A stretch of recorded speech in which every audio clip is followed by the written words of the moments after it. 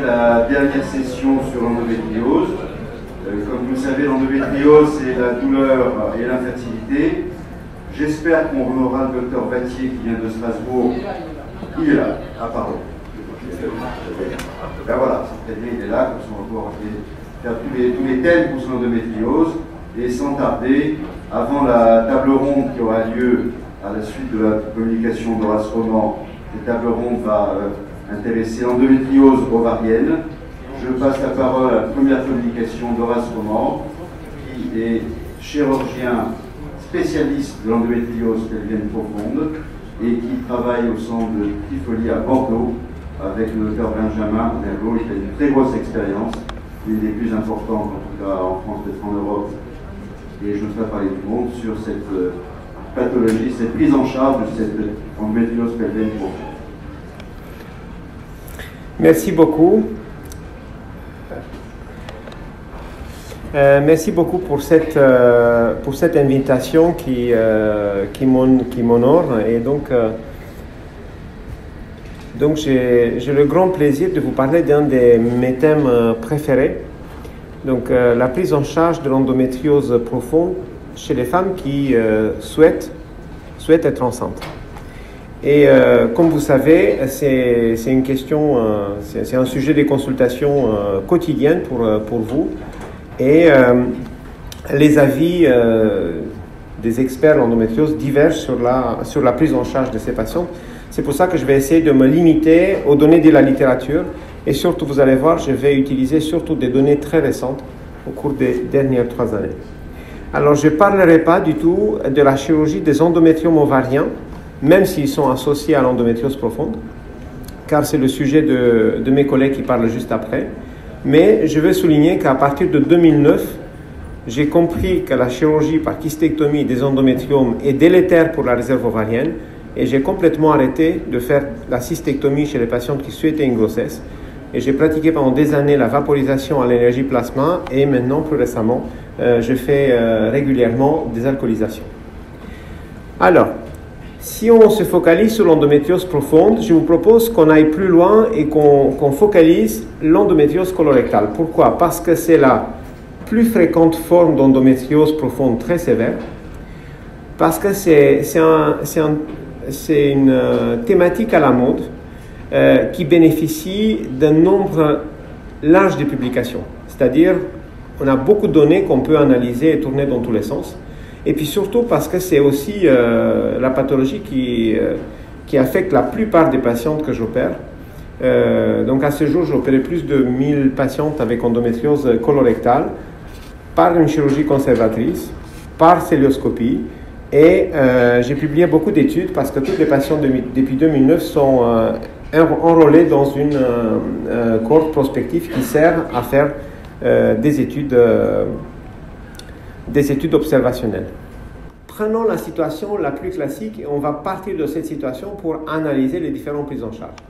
Donc la situation classique, c'est la femme qui a une trentaine d'années, qui a été longtemps sous pilule avec certains symptômes assez modérés, qui arrête la pilule pour tenter une grossesse et qui assez rapidement devient symptomatique et on découvre une endométriose colorectale. Cette patiente-là, elle va prendre tout de suite un rendez-vous et elle va vous dire « J'ai besoin d'une prise en charge, je veux être enceinte, j'ai une endométriose colorectale, que dois-je faire ?» Et en pratique, dans la plupart des cas, l'interlocuteur, le médecin, lui demande quelle est votre priorité, les douleurs ou la grossesse. Et bien sûr, dans 90% des cas, la femme va répondre la grossesse, parce qu'elle sait que l'endométriose peut entraîner une infertilité. Et là, la réponse tombe, si vous voulez la grossesse, alors on va faire une ou plusieurs FIV et après on verra. Or, dans cette question, quelle est votre priorité? Cette question ne doit pas être posée parce que ça sous-entend, ça laisse penser que la patiente ne peut pas avoir les deux. Elle ne peut pas être et améliorée et avoir une grossesse, ce qui en réalité est complètement faux. Parce que la chirurgie peut leur permettre aussi bien d'être enceinte que d'avoir une amélioration nette de leur qualité de vie. Si on regarde les recommandations actuelles, qu'est-ce qu'elles disent? L'ESHRE dit très clairement que il n'est pas prouvé que la chirurgie réalisée avant une FIV améliore le taux de grossesse si la fécondation in vitro est indiquée. Mais par contre, là, Eschre dit que, pourtant, les femmes qui ont une endométriose colorectale, souvent, ont besoin d'une chirurgie parce qu'elles sont douloureuses. Et c'est pareil, cette recommandation a été reprise par le Collège français, et cette recommandation est basée sur le fait qu'il n'y a pas d'études randomisées qui comparent la chirurgie à la FIV. C'est celle-ci la raison de ce type de recommandation. Mais moi, je ne suis pas tout à fait d'accord. Parce que la chirurgie n'est pas indiquée uniquement chez les femmes douloureuses qui ont des dysménorrhées ou des douleurs chroniques. Elle est indiquée aussi chez les femmes qui ont des dysparénies. La dysparénie, souvent, n'est pas considérée comme une douleur parce que, bien sûr, si on n'a pas de rapport sexuel, on a pas mal. Mais les femmes jeunes à 30 ans doivent avoir des rapports sexuels. Pour moi, la dysparénie, c'est une indication opératoire. Également, la dysurie. La dysurie, c'est un symptôme pour moi qui est catastrophique parce que ça montre que l'innervation de la vessie est déjà affectée par l'endométriose profonde des paramètres, même si la femme n'a pas mal. Et je ne sais pas si vous pouvez lire, c'est le compte-rendu d'une patiente qui était en cours de FIV et qui avait des difficultés à uriner, qui faisait régulièrement des infections urinaires, et je lui ai fait un bilan aérodynamique avant toute chirurgie qui montre un résidu post-mictionnel à 300 ml, donc elle a commencé tout de suite les autosondages. C'est l'endométriose qui a fait ça, pas la chirurgie. Également, les patientes peuvent ne pas être douloureuses, mais être tout le temps ballonnées, être très constipées. Ça, c'est un signe d'une endométriose colorectale sévère. Et tous les ans, j'opère au moins une patiente en occlusion, en sub-occlusion, ou qui vient avec une stomie parce qu'elle a une occlusion quelque part. Souvent, c'est soit en cours de FIV, soit lors de flare-up, après une administration d'un agoniste. Ce n'est pas de la douleur, c'est quand même catastrophique comme symptôme. Enfin, si l'uréter présente une sténose par une endométriose profonde, la femme n'aura jamais mal. Par contre, l'hyperpression en amont va entraîner une hydronéphrose et une atrophie rénale qui va amener la perte définitive du rein sans avoir la moindre douleur. Il ne faut pas attendre que la patiente ait mal avant de monter une sonde JJ si les urétères sont dilatés. Rien qu'en 6 mois, en 7 mois, nous avons fait 5 néphrectomies chez des patientes jeunes, dont 3 étaient en cours de FIV. Enfin, il y a des douleurs dans les fesses, sur la face postérieure de la jambe. Ces douleurs-là sont considérées comme douleurs dorsales, on recommande l'ostéopathie. En fait, ce sont des endométrioses qui affectent les racines sacrées. Souvent, vont de pair avec la dysurie. 70 patientes avec atteinte des racines sacrées opérées en 3 ans, ça commence à être beaucoup. Et la plupart étaient des jeunes femmes qui essayaient d'avoir une grossesse. Mais on va dire que notre jeune patiente qui nous demande la vie n'a pas toutes ces formes catastrophiques qui nécessitent une chirurgie rapide. Elle est juste un peu douloureuse. Alors essayons de lui montrer quel est le taux de grossesse qu'elle peut espérer si on l'oriente directement en FIV ou si on l'oriente avant faire la chirurgie et après FIV ou grossesse spontanée.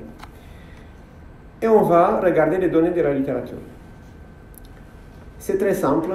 Si la patiente a une endométriose colorectale et on l'adresse directement en FIV, elle peut espérer, après 3 cycles de FIV, 68% de grossesse. C'est l'étude de Marcos Ballester, publiée en Human Reproduction en 2012. Il y avait des patientes qui avaient, dans 68%, des endométriomes, 30% de l'adénomiose. Au final, 43% ont eu une grossesse. Seulement 32% ont vraiment accouché. Mais lorsqu'on utilise ces données pour faire des estimations, on peut dire que si elles vont jusqu'à 3 fécondations in vitro, elles peuvent espérer 70% de grossesse. Qu'est-ce qui se passe si on les opère? Alors là, on peut aller jusqu'à 81% des cas. Là, c'est un article que j'ai publié en Human Reproduction en 2015, où j'ai essayé de voir si les patientes qui ont des endométriomes avec ou sans endométriose colorectale, c'est des endométriomes sans endométriose colorectale, ont des taux de grossesse supérieurs à celles qui ont aussi une chirurgie rectale à côté de celle des endométriomes. Eh bien, 66% des femmes étaient enceintes après la chirurgie. La chirurgie des ovaires était faite avec de l'énergie plasma. Et, fait très important, 60% des grossesses étaient spontanées. C'est-à-dire la chirurgie donne une vraie chance de grossesse spontanée. chez des femmes qui, en stade 4, ont une probabilité de grossesse spontanée d'environ 10%. C'est la chirurgie ne diminue pas les taux de grossesse espérés, mais en plus augmente le taux de grossesse spontanée. Et c'est la même chose qu'on a remarqué dans l'étude randomisée Andor. Alors, l'étude randomisée Andor, c'est mon bébé. C'est une étude, la première étude randomisée qui comparait la résection correctale au shaving et XRS discrete, c'est-à-dire la chirurgie conservatrice, dans l'endométriose correctale. Le but était de voir quelle approche donne une meilleure fonction digestive. Mais, comme le suivi a été prolongé, maintenant nous sommes à 7 ans, on peut aussi regarder ce qui se passe avec les femmes qui ont un désir de grossesse. Et dans cet échantillon des femmes qui ont tenté d'avoir une grossesse après la chirurgie, parce que la chirurgie c'était first line, 63% étaient infertiles, mais au bout de 4 ans, on avait 81% de grossesses. Et là, de nouveau, une majorité était des grossesses spontanées, naturelles. Et si on regarde uniquement les 63% des femmes infertiles, c'est-à-dire au moins 1 an d'infertilité avant la chirurgie, mais on constate que ces patientes-là, dans 74% des cas, étaient enceintes et de nouveau, davantage par conception spontanée que par fécondation in vitro. Par contre, quel type de chirurgie on leur propose?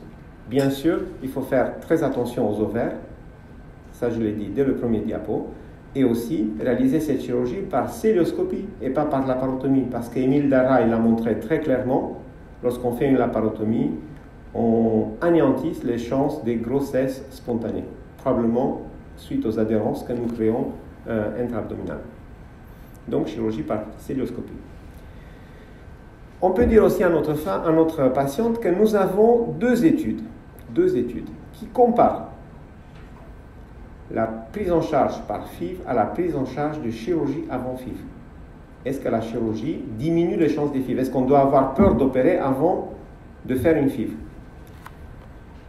Malheureusement, ces études ne sont pas randomisées parce que du coup, le sujet de ma prestation serait épuisé et la messe était dite. Donc, dans l'étude de Sao Paulo de Paolo Bianchi, le chirurgien demandait aux patients de choisir une opération, une fécondation in vitro.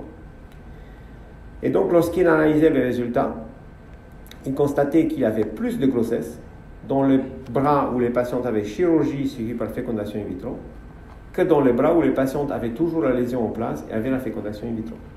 Donc, il a conclu que très probablement la chirurgie améliore les résultats de la fécondation in vitro. Mais dans cette étude, il ne parlait pas du tout des grossesses spontanées, parce que toutes les femmes qui avaient une grossesse spontanée étaient éliminées. Et moi, je connais Paolo Bianchi, donc du coup, je l'ai appelé et je lui ai dit, regarde dans ta base de données combien de patientes ont été enceintes spontanément, et tu les as éliminées, malheureusement. Et il a dit, effectivement, si on prend en compte aussi les grossesses spontanées, on peut voir que les grossesses spontanées concernaient 9% des patientes dans le bras FIV, ce qui est normal, parce que lorsqu'on a une endométriose stade 4, on a une probabilité d'à peu près 10% d'avoir une grossesse spontanée quand même. Tandis qu'après la chirurgie, il était à 21%. Et si on cumule grossesse spontanée plus grossesse FIV, on arrive à une différence statistiquement significative, toujours en faveur de la chirurgie avant FIV. Et j'ai le plaisir aussi de montrer le résultat d'une étude réalisée en commun Tenon et Rouen, où nous avons mis en commun nos patientes. Et par un test de propension qui mime un petit peu la randomisation, nous avons constaté d'une manière très claire que dans les bras chirurgie suivie de FIV, les résultats étaient meilleurs, constamment meilleurs, que dans les bras FIV sans chirurgie, donc avec l'endométriose correctale en place. Ce qui veut dire qu'il y a quand même une forte présomption que les patientes qui ont une bonne chirurgie avant la FIV ont des meilleurs résultats en FIV. Mais on peut me répondre, ok, d'accord, on opère, mais c'est une chirurgie qui est compliquée, c'est une chirurgie qui expose à des complications, nos jeunes patientes, qu'est-ce qu'elles vont faire si elles font une fistule? Tout à fait, la question est très, très justifiée. Là, c'est un manuscrit que je suis en train de finaliser pour le soumettre probablement dans Human Reproduction, où j'ai compilé 1102 patientes opérées d'endométriose correctale, à Rouen, à Tivoli et à la clinique Mathilde Rouen, où j'ai un collègue qui a participé à l'étude. Nous avons 3,4% de fistures rectovaginales. 2 tiers sont des vraies fistures rectovaginales, c'est-à-dire communication entre rectum et vagin. Et 1 tiers sont des leakages ou de lâchage des sutures chez les patientes qui n'avaient pas ouverture vaginale. Et ces patientes-là ont eu, au bout du compte, 5 mois de stomie si elles avaient un leakage et 10 mois de stomie en moyenne si elles avaient une fistule rectovaginale. Et là, mettons en balance les 3,4% de fistures rectovaginales avec les avantages de la chirurgie, qui, comme je l'ai dit, 60 à 80% des grossesses post-opératoires, dont une majorité naturelle, une amélioration à long terme, parce que là on vient de publier 5 ans de suivi de patientes opérées dans les selles endométrioses en dehors. Les résultats en termes de bénéfices sur la fonction digestive, sur les douleurs, se maintiennent de manière très constante dans les 5 ans et un très faible risque de récidive. Parce qu'on dit, ouais, c'est pas la peine de vous opérer parce que de toute façon vous allez récidiver. C'est faux. C'est faux. 1,6% de récidive à 5 ans. Je pense que la balance est bien déséquilibrée en faveur des avantages. Et puis si on a une fistule, qu'est-ce qui se passe? Ce n'est pas la fin du monde non plus. Et c'est l'étude qu'on a publiée dans Human Reproduction avec l'équipe de Lille et de Tenon. On a regardé qu'est-ce qu'elles deviennent les patientes qui ont une complication sévère après la chirurgie colorectale, c'est-à-dire abcès et fistule. Eh bien, on a quand même 42% de grossesse, dont toujours une majorité spontanée. Ça veut dire que si la patiente a une fistule et on s'en occupe correctement, bien sûr qu'elle va passer quelques mois désagréables avec une stomie, mais ce n'est pas la fin du monde. Elle peut repartir après, faire la fécondation in vitro ou tenter une grossesse spontanée.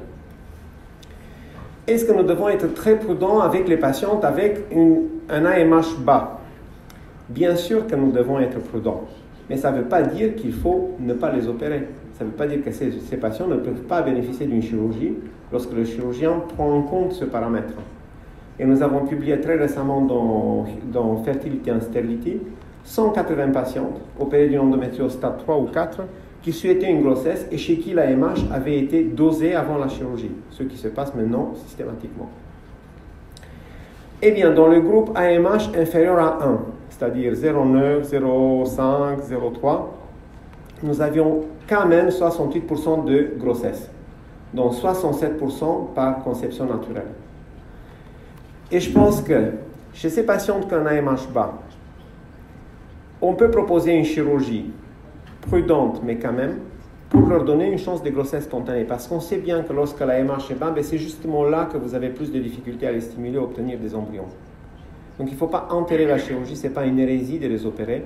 Si le chirurgien prend en compte ce paramètre et fait très attention aux ovaires, c'est-à-dire il se limite à les drainer ou à les alcooliser. Maintenant, on va répondre, mais oui, mais on a publié que finalement, les patientes avec endométriose, si on leur fait une FIV, finalement, elles vont quand même bien, elles n'ont pas plus mal que les autres. Et c'est l'étude de Pietro Santulli, publiée dans Fertility and Sterility, excellente revue, excellente étude. Néanmoins, lorsqu'on regarde qui sont les patientes qui ont été incluses dans l'étude, on voit qu'elles n'avaient pas trop mal au départ. Elles n'avaient pas trop dyspareunie, elles n'avaient quasiment pas de dysurie, elles n'avaient quasiment pas de symptômes digestifs. Donc ces données, vous ne pouvez pas les extrapoler aux patientes, au cas que je vous ai présenté au début, des patientes avec dysurie, des patientes avec ballonnement et endométriose sténosante du côlon digestif, qui ont des douleurs digestives, qui ont une dyschésie. Cette étude-là ne s'applique pas à ces patientes. Parce que, comme je vous ai dit, ces patientes-là ont tout à fait un autre vécu par rapport à la FIV. Elles vivent la FIV plutôt mal, surtout lorsqu'après 1 ou 2 tentatives, on découvre une hydronéphrose ou une endométriose subocclusive. On peut aussi se poser la question si, lorsqu'on a une patiente avec endométriose colorectale et on décide de ne pas l'opérer et de lui faire 1, 2 ou 3 FIV, est-ce qu'on prend quand même un risque pour elle? C'est-à-dire, est-ce qu'au moment où on arrive quand même à l'opérer, on est dans les mêmes conditions ou dans des conditions un peu pires? Nous avons très récemment publié dans Human Reproduction une série des patientes qui avaient 2 IRM de suite. On connaissait qu'elles avaient une endométriose colorectale et donc on faisait 1 IRM, 2 IRM, 3 IRM pour les surveiller et puis on les laissait tenter une grossesse spontanée ou faire une FIV. On a vu qu'au bout de 3 ans, il avait 40% où il avait une évolution évidente. Et on a utilisé des critères très stricts. Une évolution évidente, c'est-à-dire la lésion poussait au moins d'1 centimètre. 40%. Et ça, ce centimètre-là peut tout changer. C'est le centimètre de trop pour entraîner une occlusion. C'est le centimètre de trop pour entraîner une hydronéphrose. Le centimètre de trop pour donner une dysurie. Et lorsqu'on opère une patiente avec dysurie, on augmente de manière exponentielle le risque d'avoir dysurie et autosondage après la chirurgie. Et enfin, on prolonge inutilement les douleurs. Inutilement. Et on avait récemment publié dans Fertility and Sterility un article où on a montré que plus on opère tôt les patientes, moins on a des complications. Ça ne veut pas dire qu'il faut opérer tout le monde et dès l'adolescence. Ce n'est pas ce que je dis. Lorsqu'il y a une endométriose profonde, si vous décidez d'attendre et l'endométriose augmente, vous augmentez aussi les risques opératoires. C'est à peu près évident. Après, je vais vous poser aussi une question. Est-ce que vraiment on a un intérêt de faire à tout prix des ponctions, même sous échographie, bien sûr, sous échographie guidée, dans des pelvis gelés, où le rectum souvent s'interpose entre le vagin et les ovaires. Parce que je suis sûr que vous savez tous, vous connaissez tous des patients qui ont eu des accidents après les ponctions sur ces pelvis-là. Ce n'est pas tout le monde, c'est les patients avec ce pelvis-là. Et regardez comment se présente un pelvis après une chirurgie. Lorsqu'on fait une chirurgie par cystoscopie, on peut vous rendre pour la fécondation in vitro un pelvis à peu près propre, où la ponction ne présente plus vraiment des difficultés. Pour finir, les affirmations que la chirurgie détruit la fertilité, que si vous faites opérer, vous n'allez jamais avoir d'enfant, sont que des fake news. Effectivement. Mais je ne veux pas dire que toutes les patientes doivent avoir une chirurgie. C'est loin de moi cette affirmation. Je pense que toutes les patientes qui ont une chirurgie, qui ont une endométriose colorectale et qui souhaitent une grossesse doivent bénéficier d'un traitement adapté, au cas par cas, sur mesure, à la carte. Et qu'il ne faut surtout pas appliquer chirurgie pour tout le monde ou FIV pour tout le monde. Et enfin, je pense que si vous avez en constatation une patiente comme celle que j'ai présentée, il est toujours très utile de faire un bilan complet, pas uniquement de sa réserve ovarienne, mais aussi de son endométriose, de présenter son cas dans un staff multidisciplinaire avec des chirurgiens expérimentés dans la chirurgie de l'endométriose profonde, d'éviter les attitudes FIV pour tout le monde ou chirurgie pour tout le monde. Et surtout, si vous allez en FIV, n'oubliez pas de donner une pilule en continu pour éviter la progression des nodules. Et je pense que c'est de cette façon-là qu'on va assurer les meilleurs résultats, aussi bien en FIV qu'en termes d'amélioration des douleurs. Et pour finir, je vais vous inviter au masterclass européen qui aura lieu à Tivoli en mars, sous l'égide de l'European Endometriosis League, également à World Endometriosis Congress à Shanghai, et bien entendu, en 2021, en décembre, au Congrès européen d'endométriose qui aura lieu à Bordeaux. Je serai très content de vous accueillir. Merci beaucoup pour votre invitation.